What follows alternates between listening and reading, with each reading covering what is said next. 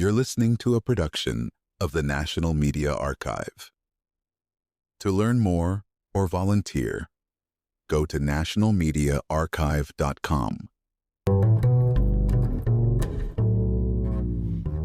Let's step back to the 1920s, a decade when the Soviet Union was a nation on the brink. Widespread famine gripped the countryside, the economy was in tatters after the Civil War, and the new Bolshevik regime faced international isolation. Imagine living in a place where bread lines stretched for blocks, and political uncertainty shadowed every conversation. Now you might be thinking, how could any leader hope to build a future out of such chaos?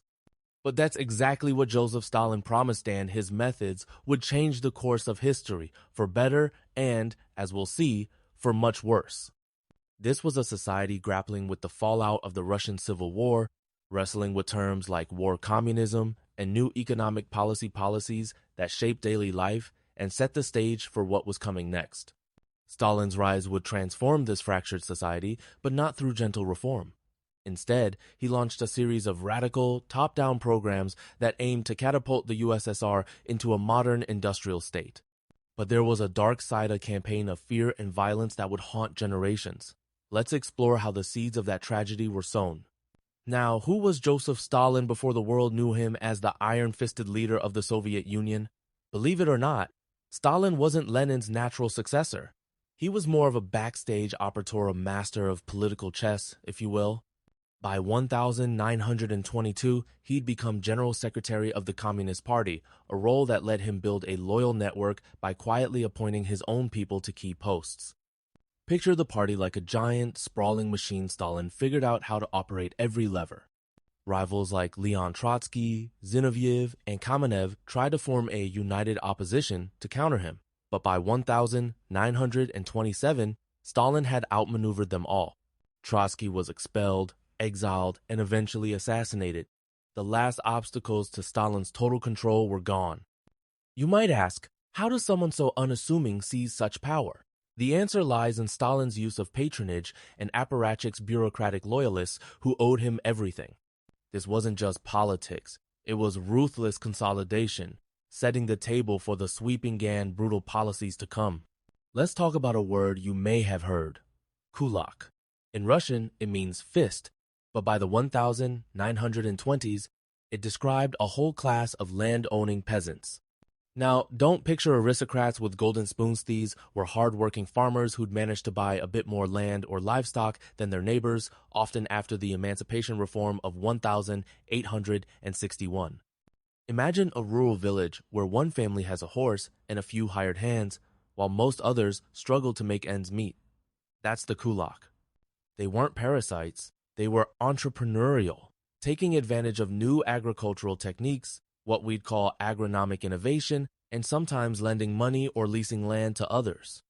But here's the conflict. In a system obsessed with class struggle, even modest prosperity could be seen as a threat.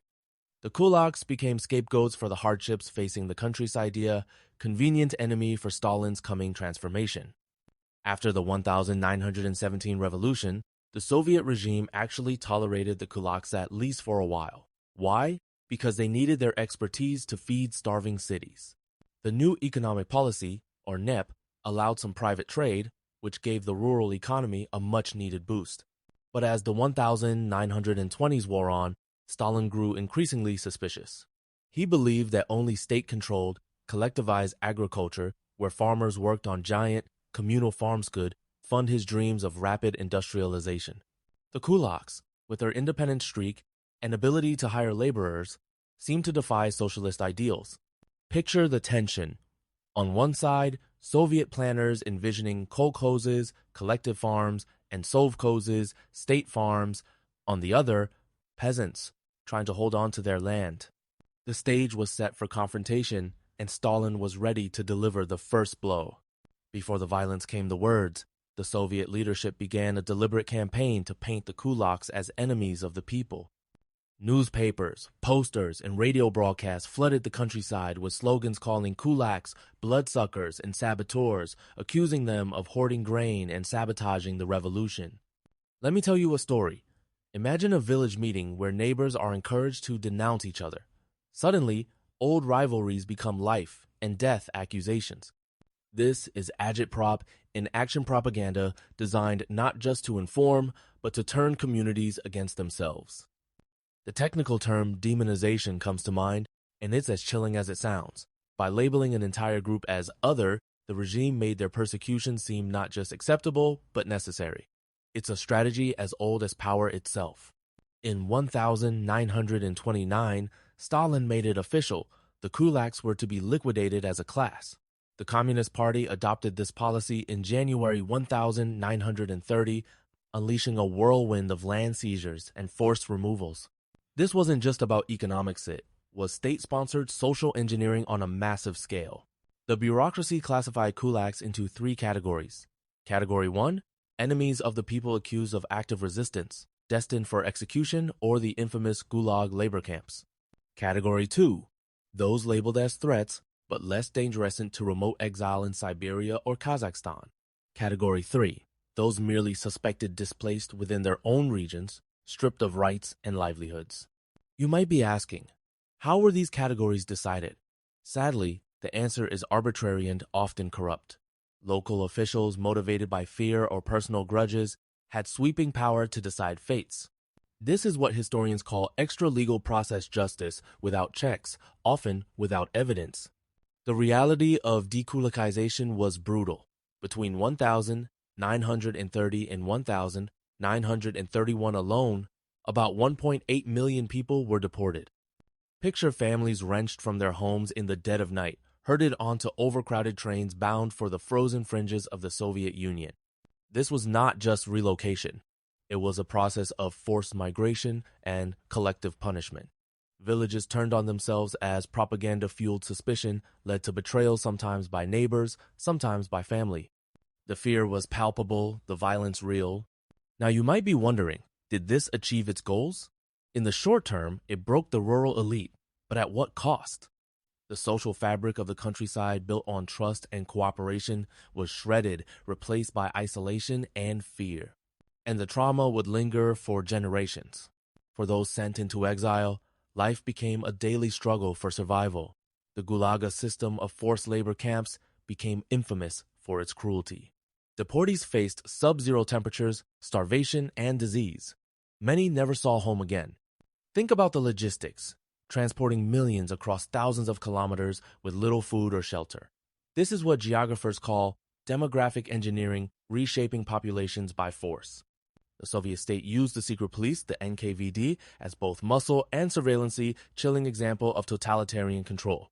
And yet, even amidst the horror, people tried to maintain dignity, caring for children, sharing scraps of bread, clinging to memories of the lives they'd lost. The human will to survive is powerful, but for many, the odds were insurmountable. One of the most heartbreaking legacies of dekulakization was its impact on children. When parents were seized or executed, children were left to fend for themselves, sometimes orphaned, sometimes separated during the chaos of deportation. Those who ended up in state orphanages faced more than just hunger. They became targets for ideological re-education, a term the regime used to describe the systematic effort to erase their family identities and instill loyalty to the state. Imagine being taught that your parents were enemies and that your only hope was to reject your own past. For those who stayed with family in exile, life was a grinding battle against cold, disease, and loss. The psychological scars of trauma and stigmatization, what psychologists now call generational trauma, would shape these children for life. Now, let's talk consequences. Stalin's policies didn't just target people, they devastated the Soviet economy. With millions displaced, agricultural productivity collapsed. The resulting famine, especially the Ukrainian Holodomor, killed millions and left deep scars on the land and its people. Economists call this a systemic failure, when the very machinery designed to improve society ends up destroying its foundation. The kulaks had been the backbone of rural productivity. Without them, food shortages became chronic, and the USSR had to rely on costly imports just to survive. But the social cost was just as high. Trust between neighbors was shattered as communities were taught to inform on each other to survive. The legacy of suspicion and fear would endure long after the last train left for Siberia. What does dekulakization mean for us today? For many in Russia, the subject remains taboo. Some try to rewrite history, minimizing Stalin's crimes. But the facts are stubborn things. Millions suffered, and the trauma echoes through generations. Sociologists would call this a case of collective amnesia, where a society chooses to forget painful truths. Yet, understanding these events is vital if we hope to recognize the warning signs of state-sponsored oppression elsewhere. So, next time you hear the term dekulakization, remember, it wasn't just policy, it was people. People who lost homes, families, and futures in the name of progress. The only way forward is through honest remembrance and a commitment never to repeat such horrors.